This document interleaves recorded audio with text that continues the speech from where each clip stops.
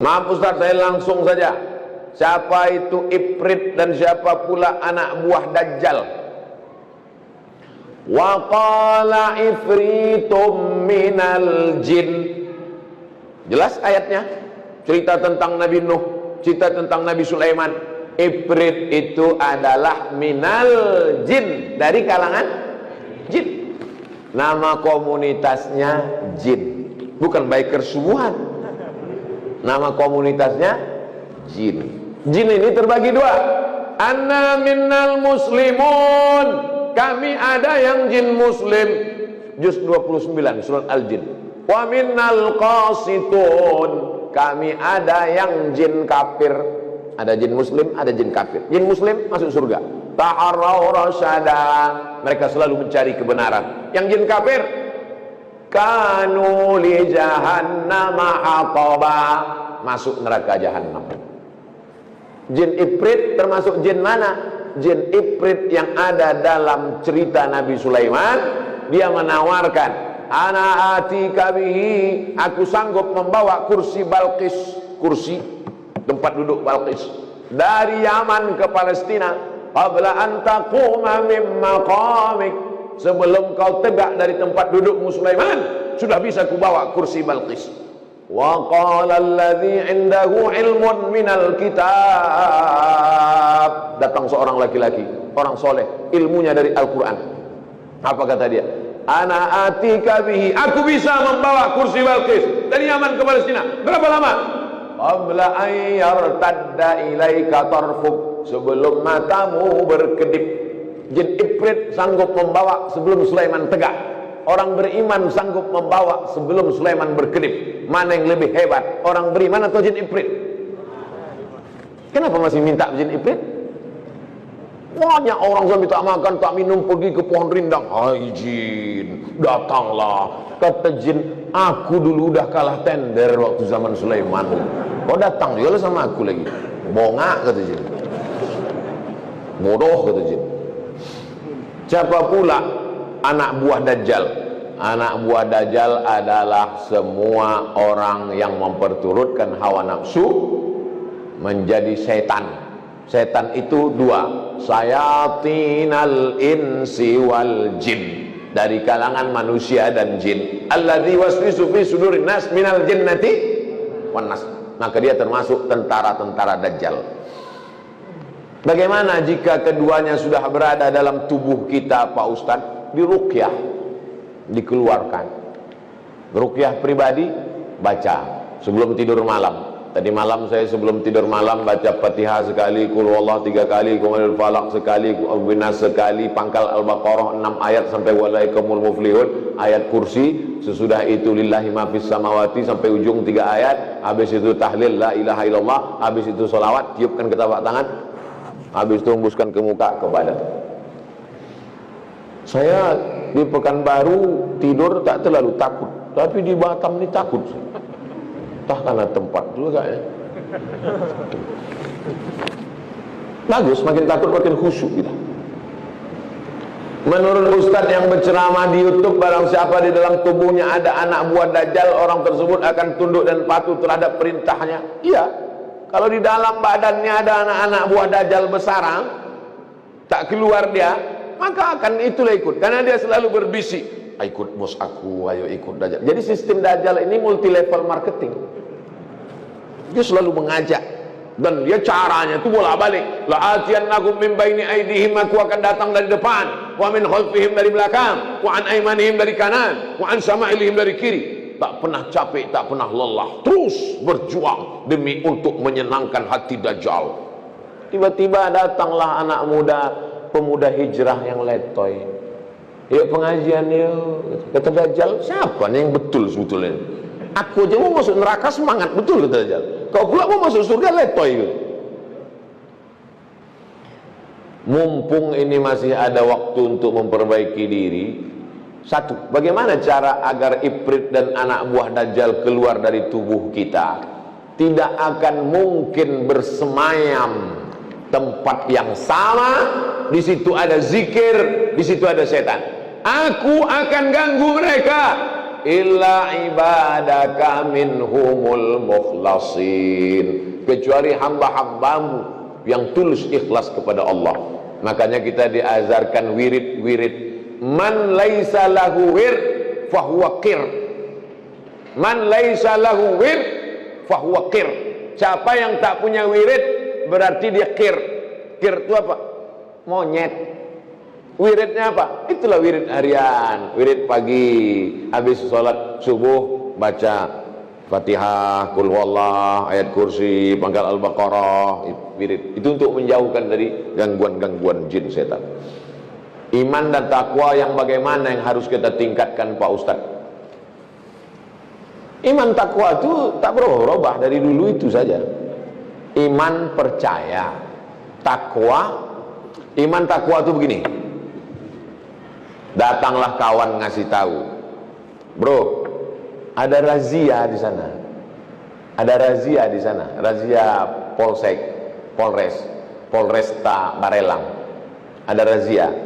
Percaya bahwa di sana ada razia, itu namanya iman. Percaya bahwa di sana ada razia, iman. Karena kau percaya bahwa ada razia, lalu kau buka dompetmu, kau mau melihat ada tak SIM dan STNK, sudah bayar pajak, lalu kemudian pakai helmnya bunyi klik, habis itu naik. Kesiapan dirimu dengan STNK, pajak, SIM, helm, siap melewati. Kesiapan itu namanya takwa. Paham hubungan iman dengan takwa? Paham. Nah, sekarang ada anak muda dikasih tahu kawannya, bro, kau mau ke kampus? Iya. Ada razia di sana. Razia ya? Iya. Ah, gitu deh. Jalan aja deh. Itu namanya orang beriman tapi tak bertakwa. Percaya kau ada Allah? Percaya. Percaya kau ada malaikat? Percaya. Percaya kau bahwa nanti hari kiamat? Percaya. Percaya kau bahwa ada hisab bangkit di kubur? Percaya. Percaya kau bahwa ada surga neraka? Percaya. Apa yang kau siapkan? Tengok nanti aja lah. Itu namanya beriman tapi tak bertakwa. Makanya bunyi ayatnya 3. Ya ayyuhalladzina amanu. Setelah beriman, ittaqullah. Takwa. Beriman dulu baru bertakwa. Percaya dulu ada razia, baru siapkan. Jadi kalau tak ada razia tak siap lah Pak Ustaz. Kalau tak ada razia orang tak siap.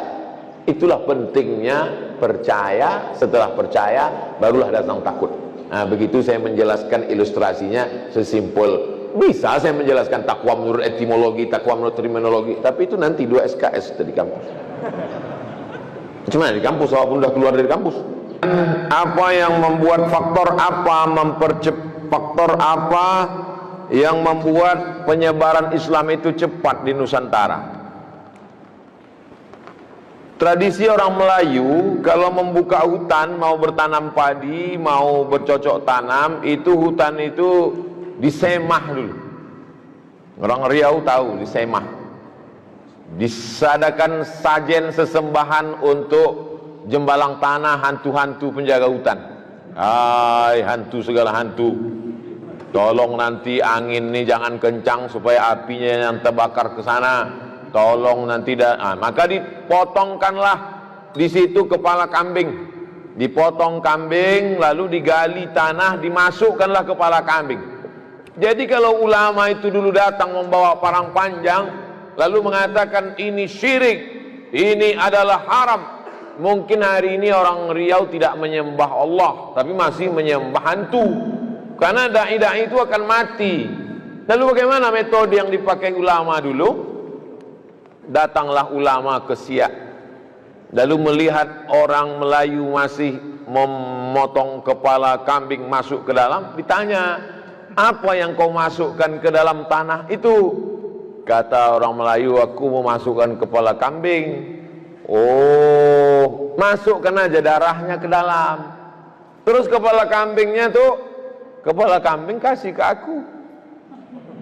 Itulah asal muasal kepala kambing dikasih ke ustadz kalau kenduri. Maka kalau antum kenduri, acara akikah, acara walimah di Riau ini, ustadz pasti dikasih kepala kambing.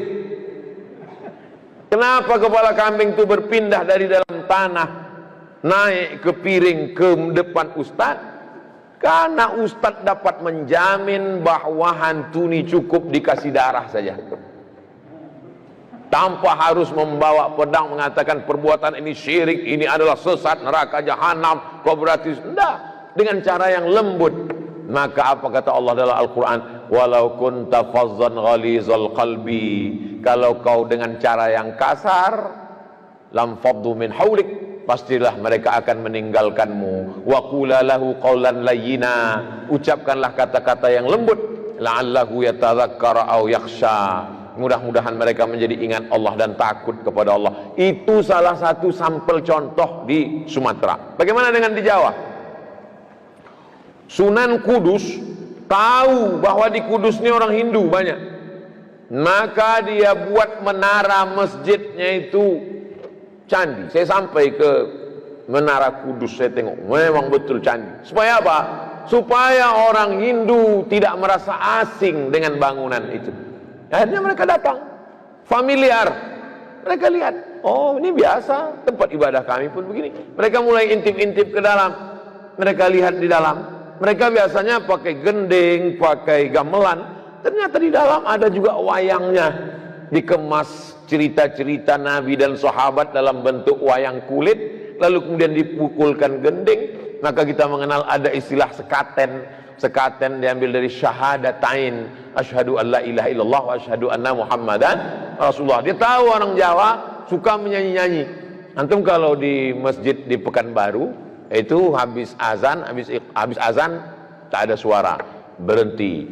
Orang sholat qabliyah, habis itu baru iqamat. Tapi kalau antum pergi ke daerah Indragiri Hulu, ke Rokan Hulu, di daerah yang banyak orang Jawa, itu habis azan salatullah, dapat dipastikan itu orang Jawa.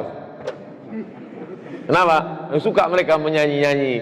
Maka nyanyi-nyanyi itu dirubah yang sebelumnya syair-syair bahasa Jawa, tetap dengan bahasanya, tapi maknanya. Itulah yang mempercepat proses Islam yang pertama, dengan cara kelembutan dan local wisdom, kebijaksanaan lokal. Yang kedua, langsung pucuk kekuasaannya itu mereka genggam. Jadi kalau di Pulau Sumatera langsung sultannya itu.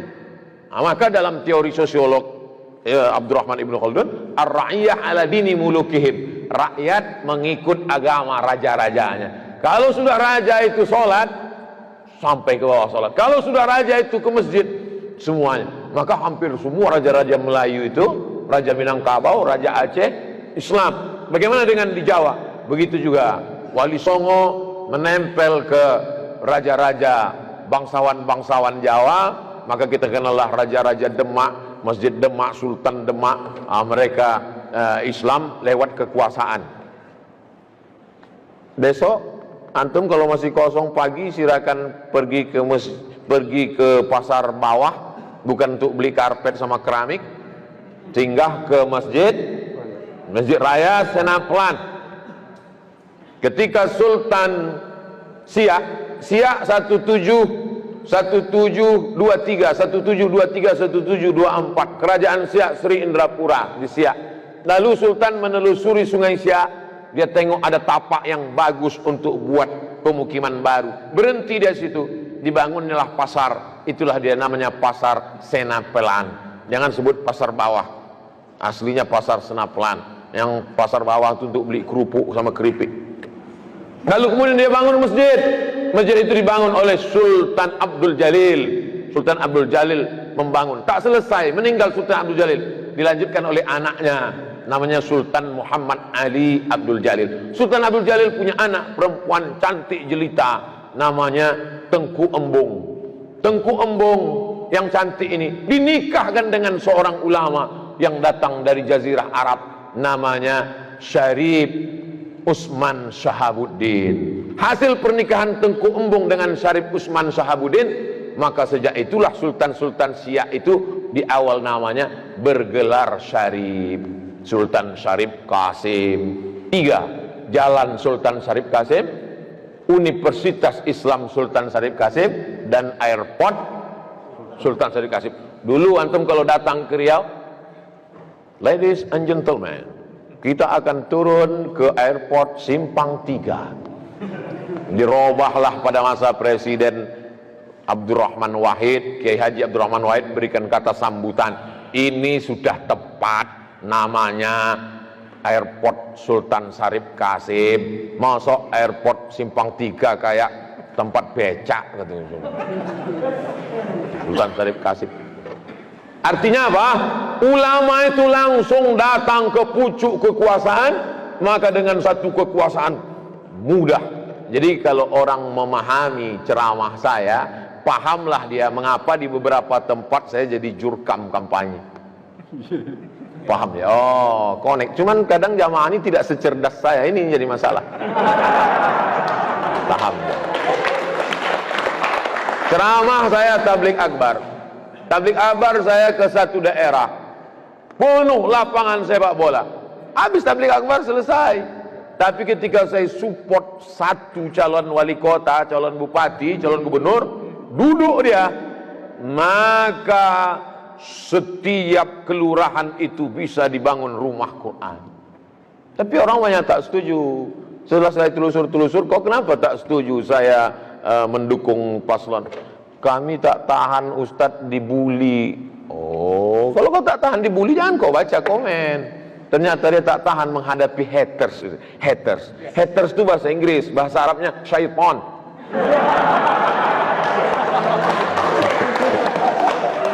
Nah, jadi dakwah saya, ceramah saya di mana-mana itu 3. Perbaikan pendidikan, masukkan anak ke pondok pesantren, tahfiz Quran, yang punya tanah wakafkan tanah. Kedua, perbaikan ekonomi, gerakan belanja ke warung tetangga. Yang ketiga, perbaikan politik. Maka saya berharap adik-adik HMI kalian masuk ke politik. Ustaz Somad kenapa nggak masuk politik? Saya memang dipesankan datuk saya dulu, cucuku 40, yang ini mesti menjadi ulama sampai mati. Nah, jadi itu memang udah janji. Jadi saya ini bukan artis yang gagal casting lalu jadi ustadz. Nah, bukan. Saya memang dari kecil memang sudah disetting jadi ustadz. Nah itu. Ini pernyataan ini saya ulang-ulang supaya calon-calon ini tidak terlalu khawatir dengan saya sehingga memusuhi saya. Takut banyak calon gubernur takut, calon presiden takut. Tidak perlu takut. Aku tak akan mencalonkan diri. Tapi calonku bisa jadi maju dari HMI kan? Nah, itu kan. Itu dari Medan. Faktor mempercepat 2, ulamanya santun dan lembut melalui budaya. Yang kedua adalah dengan kekuasaan. Yang kedua dari Aceh Langsa, bagaimana mempercepat perubahan ini Pak Ustadz? Personal ini mesti dengan kaderisasi yang luar biasa. Alhamdulillah masih ada adinda kita yang setia mengkader, dimanapun diundang beliau mau datang. Nah maka kalau selama ini pengkaderannya biasa, buat pengkaderan yang luar biasa. Jadi kalau selama ini kader-kader ini diingatkan jam 1 malam, biasanya kader malam, mari kita ingat kita akan mati, mari robah, galikan liang lahat, kuburkan dia. Digulung dia pakai kain kapan itu, masukkan ke dalam, luar biasa. Dididik dia militan, biar dia melihat hidup ini macam sebelah sayap nyamuk. Sehingga hidup ini dilihatnya tidak la taj'alid dunya akbar hammina wala mablagha ilmina. Jangan kau jadikan dunia ini sebagai obsesi tertinggi kami dan menjadi harga terhadap ilmu dan idealisme kami. Kehidupan yang sesungguhnya bukan di Kairo. Kehidupan kami yang sesungguhnya bukan waktu jadi mahasiswa di Kairo. Waktu di Kairo bukan main lagi idealisme luar biasa. Yang sesungguhnya the real kehidupan yang nyata adalah ketika pulang ke bumi lancang kuning, ketika pulang ke negara kesatuan Republik Indonesia. Nah jadi adik-adik kita ini memang betul-betul dididik. Dulu saya mengusulkan supaya kampus-kampus, universitas, jangan lagi kalian buat KKN 2 bulan. Kalau mau, buat KKN itu setahun, kirim ke suku Talang Mama di pedalaman sana. Setahun. Sehingga kalau dia fakultas pertanian, betul-betul dia bertani di dalam setahun. Nampak betul semangka itu sebesar apa bisa kau tanam. Kalau dia jurusan peternakan, betul-betul beternak dia di suku pedalaman sana, memang betul-betul selama kau beternak setahun berapa kali kambing itu berhasil, berapa kali sapi. Kalau dia jurusan perikanan, betul-betul dia bisa membuat karamba ikan di dalam. Kalau dia jurusan teknik, bisa tak dia menaikkan air sungai ini ke atas supaya orang-orang tua tidak lagi turun ke bawah untuk berwudu di tengah malam. Nah, jangan lagi KKN 2 bulan, pergi tinggal rumah kepala desa, sore main poli, pulang berbini. Apalah kerja kalian? Jadi buatlah pengkaderan yang luar biasa.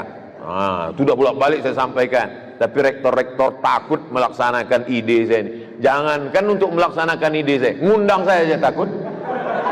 Maka saya heran, kok berani HMI ini?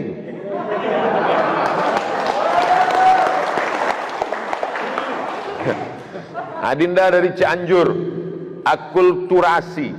Jadi saya masuk ke suku Akit, ke suku Talang Mama, ke suku Laut, di suku Laut itu seminggu saya masuk ke suku Akit, tidur di dalam. Di suku Talang Mama setiap 6 bulan sekali. Jadi saya tanyalah, bagaimanalah bunyi mantra-mantra kalian? Jadi saya catat itu mantra-mantranya itu. Mantra-mantra. Tapi yang dikasihnya pelet pula.